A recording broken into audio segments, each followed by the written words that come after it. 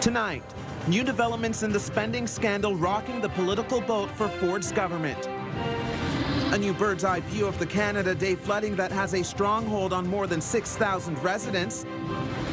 Plus, the mayor goes on camera to clear the air on the upcoming ad campaign promoting the downtown core.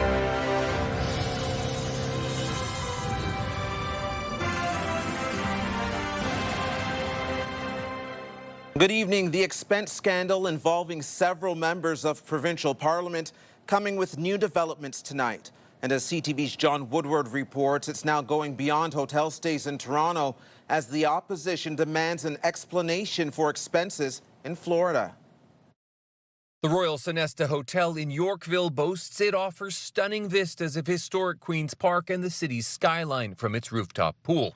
And that's one of the hotels stayed in by Associate Minister Charmaine Williams, billing $16,000 to her constituency association, though the PC party says in a statement MPP Williams reimbursed the riding association for accommodations many months ago. It's another wrinkle in an expenses scandal that has been roiling Queen's Park for weeks now, after it emerged that some government MPPs were taking advantage of a provision that let them bill taxpayers for hotels, even though they lived within 50 kilometers of the legislature. It's like peeling an onion.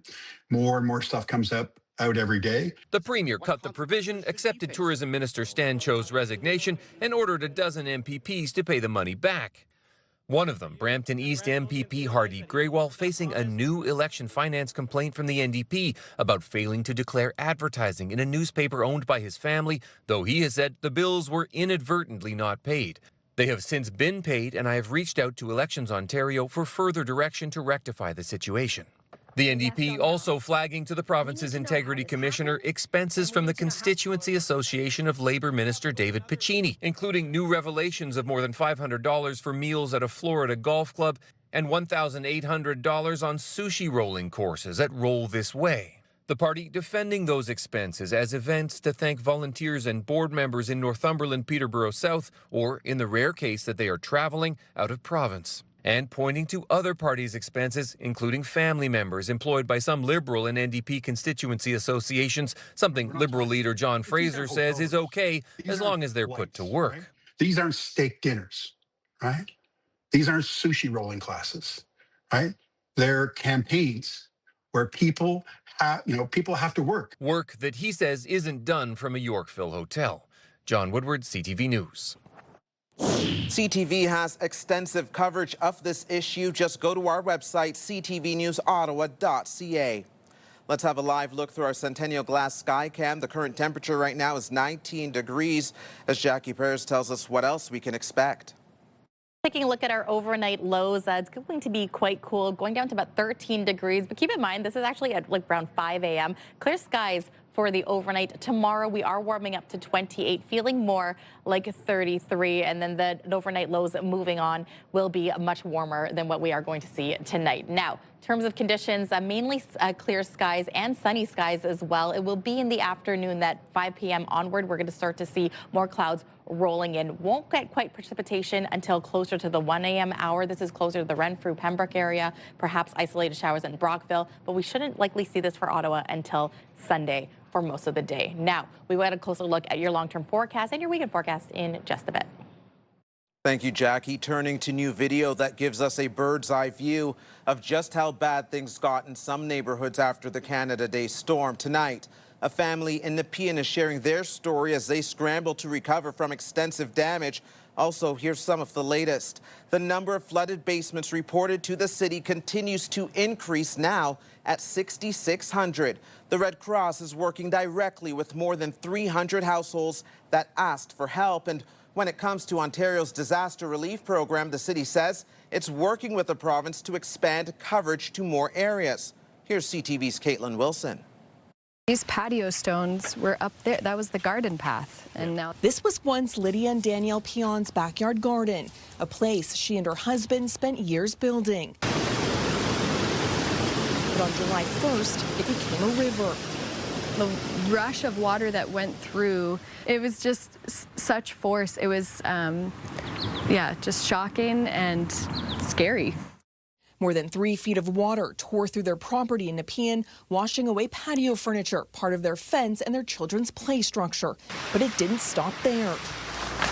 Water filled their basement, destroying nearly everything inside. We did notice throughout the evening that the water across the street in the inlet was rising, but then it became very quickly not fine. They say as Graham Creek rose, water poured across the street and onto their property. And when the couple turned to TD Insurance, their claim was initially denied.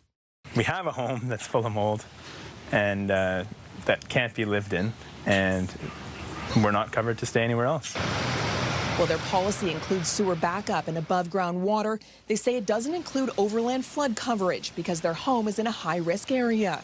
But after CTV News contacted the company, TD told the couple water may have entered their home in different ways and agreed to pay $25,000 under their existing coverage. But they say that won't come close to covering the damage.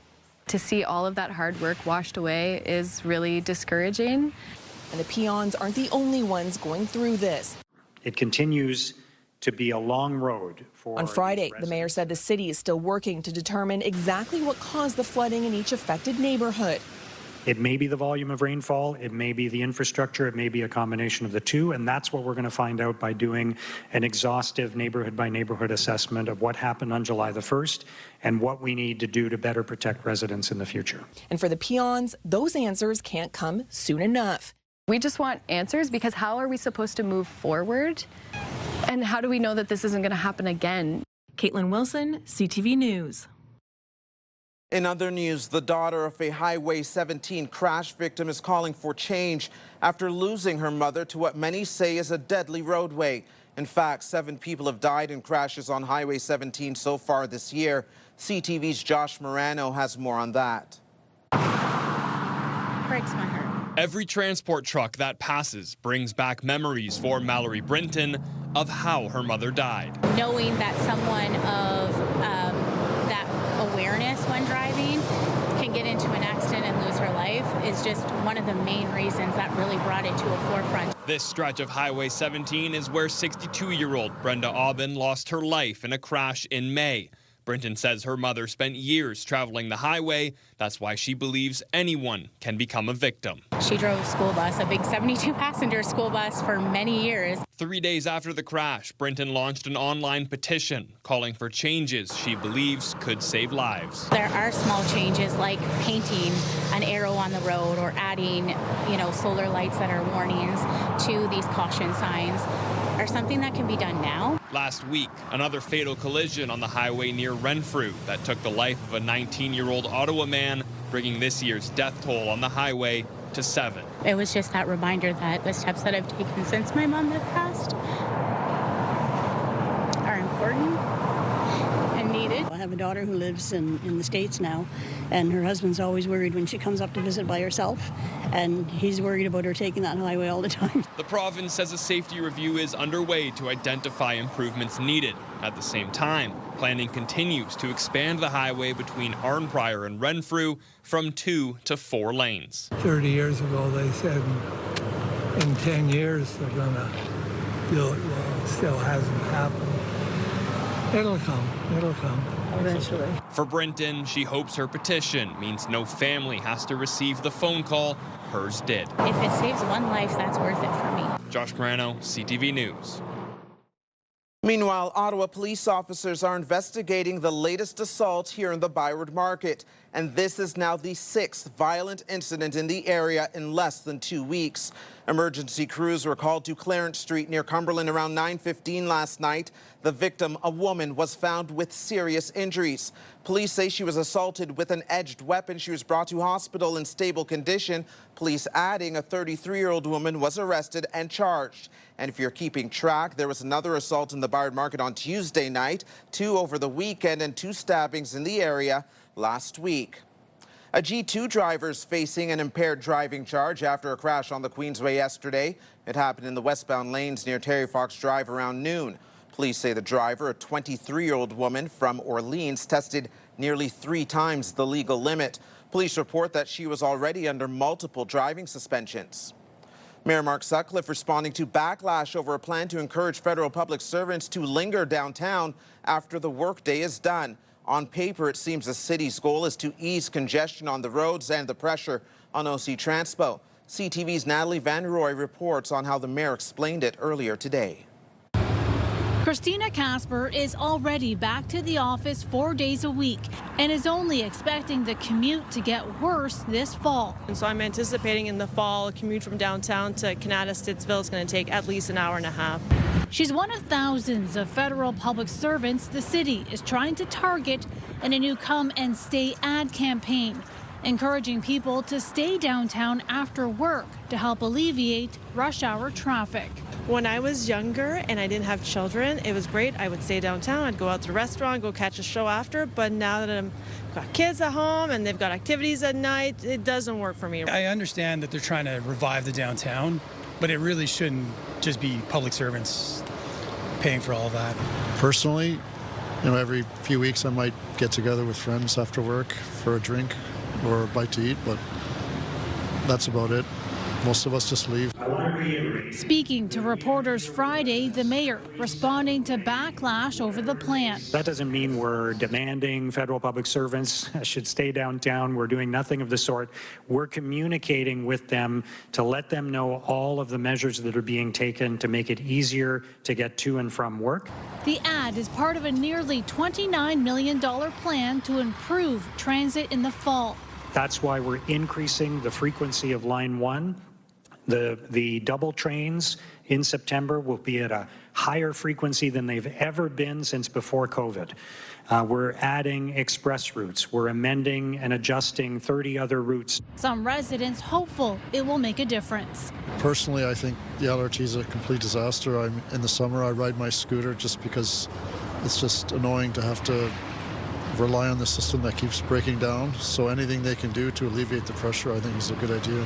Natalie Van Roy, CTV News. I think it's more of a real experience of Ottawa versus, the more touristy areas.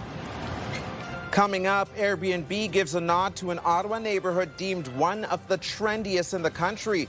We'll tell you the top pick for the capital in just a few minutes. Could get a little spicy. It could be words that if you're French, you'll think seal. Guys are Canadian. A new festival debuted in Ottawa this week. The LOL Ottawa Comedy Festival features an all-Canadian lineup at multiple venues throughout the Byward Market. Over 3 nights, ticket holders are laughing out loud to some of the most recognizable names in stand-up. Tonight's 8 p.m. show featured Steve Patterson and the Associates. Tickets are still available online for tomorrow's lineup. Now for a closer look at the forecast, here's Jackie. Well, breaking down the conditions for our weekend, Saturday, again, clear skies for most of the morning. It is in the afternoon, early evening that we're likely going to see more cloud cover rolling in. Likely not until 1 a.m. that we could see chances of precipitation rolling through, fairly light rain moving in. A lot of this weather system is focused just north of Pembroke as well. So taking a look at temperature-wise, 18 degrees and sunshine to start off 7 a.m. We are going to get to 25 degrees, but feeling more like 29 by the noon hour. Daytime high, we are anticipating is about 28 to 29 degrees. Humidex levels feeling closer to 33. A reminder again, we are going to see more cloud cover by the time the late evening rolls around. Now tonight's lows across eastern Ontario still fairly cool, about 13 to 14 degrees at Bancroft, back up to double digits after yesterday's overnight low of 8 degrees. And now tomorrow's daytime highs really throughout eastern Ontario, we are averaging between 27 and 28 degrees. Parts of Kemptville as well as Montreal could see up to 29 degrees as well. Now after Saturday into Sunday, this gives you a closer look at what we can see when we can anticipate rain is moving through in the early evening, late afternoon. So you can see pockets around Bancroft as well as Pembroke and Renfrew moving through. We could likely see this move towards eastern Ontario for Ottawa, Cornwall, along Brockville as well, but it shouldn't last very long. By the time we get to Monday, though, and Tuesday, this is the greatest chance that we could see rain moving through and consistently sticking around. Wednesday could likely linger, but by Thursday, Friday, we're in for a mix of sun and cloud. Thanks, Jackie. Airbnb has named an Ottawa neighborhood one of the trendiest in Canada, and that had CTV's Camille Wilson paying a visit to the Glebe. For Grant Craig, the Glebe is one of his favorite areas to visit in Ottawa. I think it's more of a real experience of Ottawa versus, you know, the more touristy areas like the market.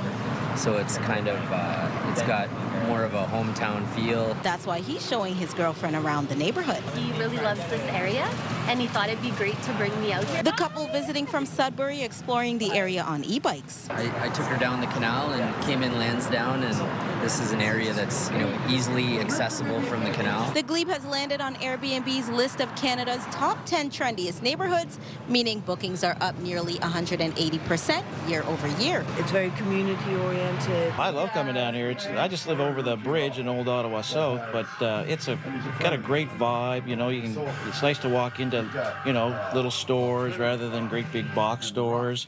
The service, I find, is much better. Bank Street full of local restaurants and shops, including Compact Records, which has been here for 30 years. The blend of stores is unique in two ways. There's not a lot of one category, and in probably 75% of the stores, the owner's in the store, which makes a difference. The owners, because I am one, have a vested interest in ensuring the store does the best that it can. But over the years, residents say things have changed. With the construction of Lansdowne, it's, you know, traffic problem has increased. Parking has always been a problem here. Still, visitors say it's a local community worth seeing. I love it.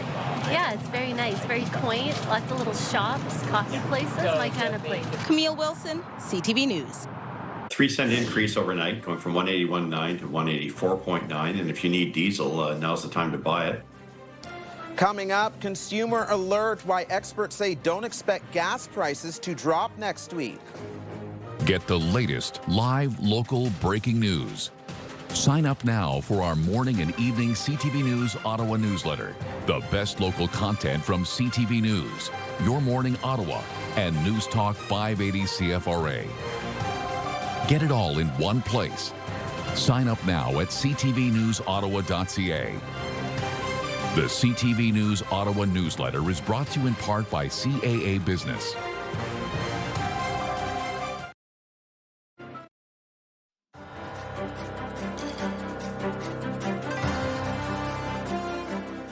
As we head into the weekend, get ready to pay more for gas. Prices are expected to rise overnight, and experts say they could climb even higher by this time next week.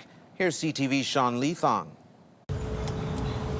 When filling the tank, the price is once again going up and up. The gas prices are crazy. At this Mississauga gas station, frustration can be measured. On a scale of 1 to 10, 10 being horribly upset,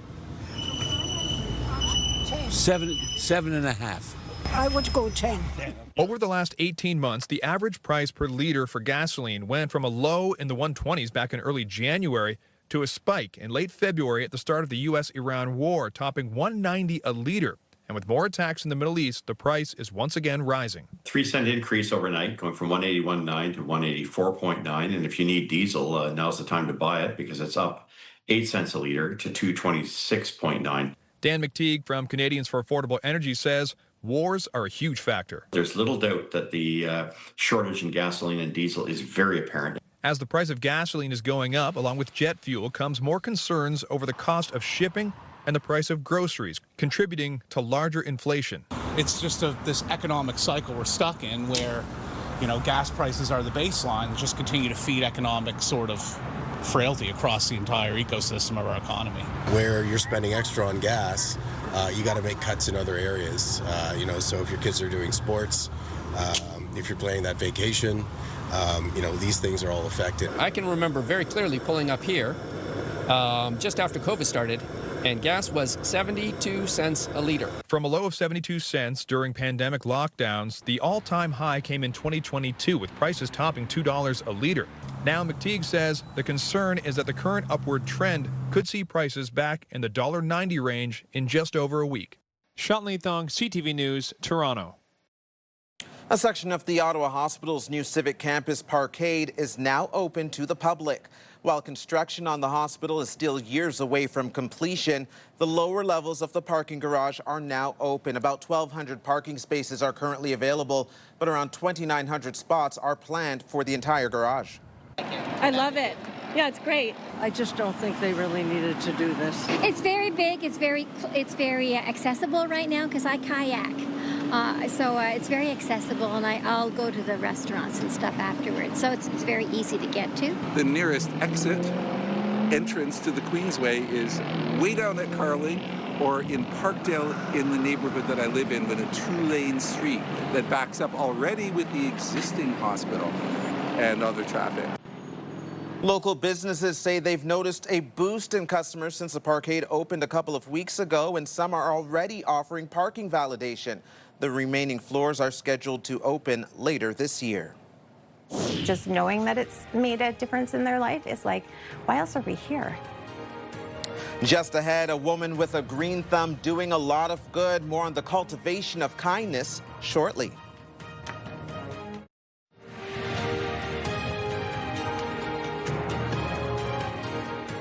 Welcome back. A Carse resident is cultivating kindness through gardening. As CTV's Kimberly Fowler tells us, she runs a planting page on Facebook with more than 100,000 followers that's teaching many how to rely on themselves for produce. Start small and don't expect perfection. My garden is a hot mess. Keeping it real with sage advice on how to make your garden grow. This is my first year growing in the greenhouse, and like my cucumbers are completely taking over. Every year I'm learning something new as well. Rachel Gill's gardening journey started as a way to save money to feed her family.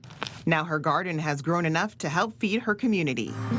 For over a decade, Gill has cultivated a following on Facebook as she learned how to grow fresh produce in her own backyard. We are going to talk about hand pollinating. And it turns out a lot of people were hungry for advice. I try to make it as accessible as possible. You can see I grow a lot of things in containers. It's not hard to do. You just need to know how. And I think that's where, people have a lot of questions, and I'm able to put that information out there in, little clips. But Gill's biggest harvest isn't from her over 100,000 Facebook followers or from these carrots, peppers, or beets. Sauteed with a bit of butter. It's from helping people who needed it most. This family has never tried garlic scapes. With these pay-it-forward baskets. So I dehydrate them, I make them into salts. Neighbors and followers across the globe can donate or buy a basket of fresh produce she personally creates for local families facing food insecurity. It honestly makes me teary, because a lot of them I actually am still in contact with. Either the messages or the emails that I get from them, just knowing that it's made a difference in their life is like, why else are we here? Gill knows the power of community firsthand after getting help from friends and neighbors while a loved one dealt with a major medical issue. It made such a difference in my life that I want to be able to help other people in that way too, and then encourage other people to do the same. Last year, 74 baskets reached 17 families, with local producers pitching in with farm fresh eggs, honey, jam, and more. Proof that when one person plants a seed of generosity, an entire community can grow. Kimberly Fowler, CTV News.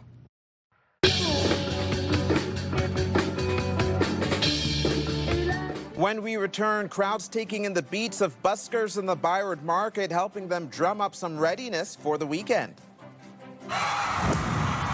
The National Capital Region is jam-packed with incredible experiences you don't want to miss. Hey, it's Tanea Taylor, your iHeartRadio Weekender, powered by Barhaven Ford.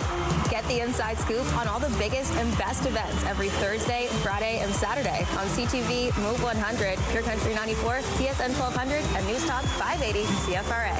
iHeartRadio Weekenders is powered by Barhaven Ford. Find your wild. More Bronco sports, more ways to roam this summer. Here's another live look through our Centennial Glass Sky Cam. Still 19 degrees under a clear sky.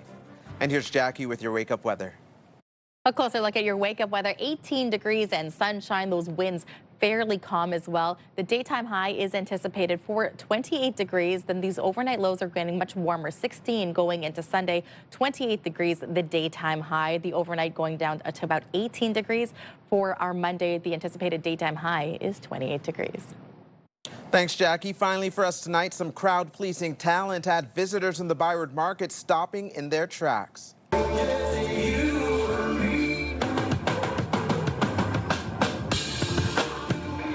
Busker Ilya Levchenko is a pro that has gained attention online with viral videos that have seen more than 1 million views. Not your average street performer, the self-taught drummer from Ukraine has toured with notables like Tyler Shaw. He says when he's not booked, he likes to set up and play for anyone passing by, so you may only be able to catch him by chance in the market, but tonight his skill had many people stopping to take it all in. What a crowd-pleasing show. That is CTV News for this Friday, July 24. Thank you so much for watching. Have a wonderful weekend and continue to stay safe.